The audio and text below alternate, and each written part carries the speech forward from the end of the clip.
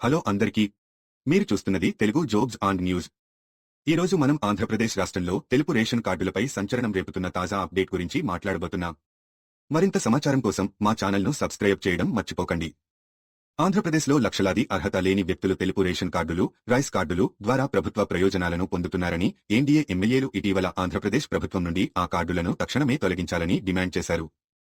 అసెంబ్లీలో ప్రశ్నోత్తర సమావేశంలో టీడీపీ ఎమ్మెల్యే గొరంట్ల బుచ్చయ్య చౌదరి, బీజేపీ ఎమ్మెల్యేలు విష్ణుకుమార్ రాజు, ఈశ్వరరావు, డాక్టర్ పార్థసారథి ఇలా పలువురు నేతలు ఈ డిమాండుపై స్పందించారు.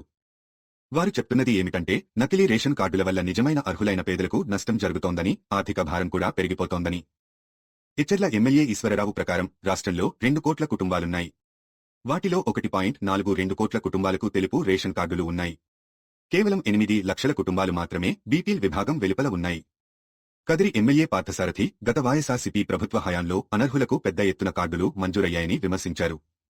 నకిలీ కార్డులను తొలగించడం ద్వారా నిజమైన పేదలకు కొత్త కార్డులు ఇవ్వగలుగుతామని వారు అభిప్రాయపడ్డారు. సీనియర్ ఎమ్మెల్యే గొరంట్ల బుచ్చయ్య చౌదరి మాట్లాడుతూ, తెలుపు కార్డు అనేది ప్రజలు అన్ని రకాల ప్రభుత్వ ప్రయోజనాలకు సమాధానంగా భావిస్తున్నారు. దీనిని మార్చాల్సిన అవసరం ఉంది అని అన్నారు. ప్రభుత్వం సరుకుల మళ్లింపును అరికట్టాలంటే ముందుగా నకిలీ కార్డులను రద్దు చేయాల్సిందే అని వారు తెలిపారు. ఇకపోతే పౌర సరఫరాల మంత్రి నాదెండ్ల మనోహర్ మాట్లాడుతూ, ఇప్పటికే 1.46 కోట్ల రేషన్ కార్డులలో 87% ఈకేవైసీ ప్రక్రియ పూర్తయింది. ఇది దేశంలోనే అత్యధికం అని తెలిపారు.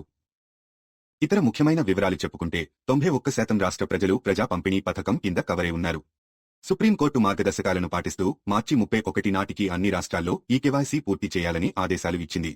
అందులో ఏపీ ముందువరుసలో ఉంది మరియు కొత్త మార్పులను అనుమతించని ప్రభుత్వ కఠిన చర్యలు తీసుకుంటుందని మంత్రి నాదెండ్ల మనోహర్ తెలిపారు. మీకు ఈ అప్డేట్ ఎలా అనిపించింది? ఈ విషయం మీద మీ అభిప్రాయాలను కామెంట్స్లో తెలియజేయండి.